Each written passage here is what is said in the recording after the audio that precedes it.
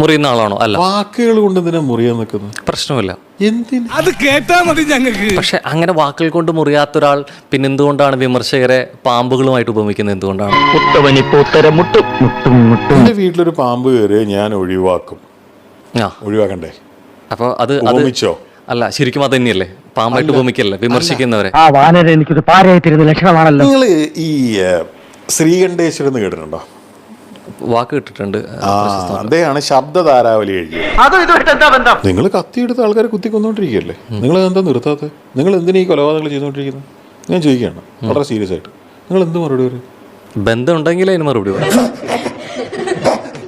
അല്ല മുതലാളി, എനിക്ക് അറിയാൻ പാടില്ല എന്ന് ചോദിക്കുന്നു. ഒരാളുടെ ഒരു അഭിപ്രായം അത് മെജോറിറ്റിയുടെ ഒപ്പം നിൽക്കുന്നില്ലെങ്കിൽ അതിനർത്ഥം അത് ശരിയല്ല എന്നാണോ എന്ന് പറയുന്നുണ്ടെങ്കിലോ?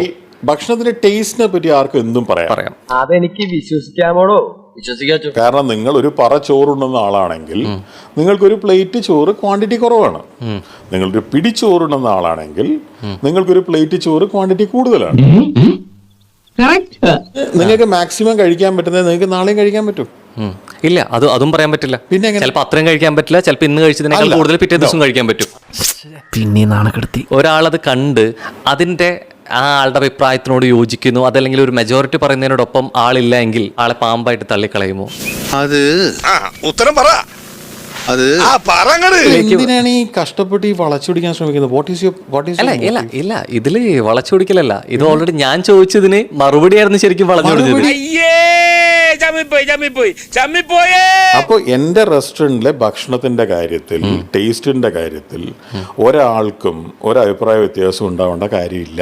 അത് നിങ്ങൾ മാത്രം തീരുമാനിച്ചാ പോരല്ലോ. അങ്ങനെ അഭിപ്രായ വ്യത്യാസം ഉണ്ടെന്ന് പറയുന്നില്ല എന്ന് പറയുമ്പോഴും അങ്ങനെ പറഞ്ഞിട്ടുണ്ട് മൃണാൾ തന്നെ. അല്ല, മൃണാൾ തന്നെ പറഞ്ഞിട്ടുണ്ട്. ഞാനൊരു സത്യം പറഞ്ഞ് വിശ്വസിക്കൂ. എനിക്കത് ഓർമ്മയില്ല. ഞാൻ പറയാണ് അവിടെ ഒരു ക്ലോക്ക് ഉണ്ടെന്ന്. നിങ്ങൾ നോക്കുമ്പോ അവിടെ ഒരു ക്ലോക്ക് ഇല്ലേ? പക്ഷെ ക്ലോക്ക് ചുമരിൽ അവിടെ വെച്ചിട്ടുണ്ടെങ്കിൽ അവിടെ നിൽക്കും. ഈച്ച അങ്ങനെയല്ല. ഇയാൾ ഉരുളക്കുപ്പേരി കോളേജിൽ നിന്ന് ഡിഗ്രി എടുത്ത് വന്നിരിക്കുകയാണ്, ഒരു തർക്കക്കാരൻ.